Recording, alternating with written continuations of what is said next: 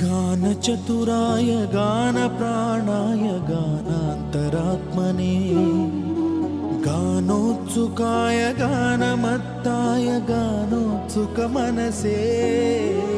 गुरुपूजिताय गुरुदैवताय गुरुकुलस्थायिने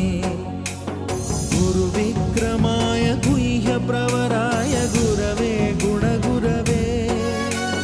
गुरुदैत्यकलक्षेत्रे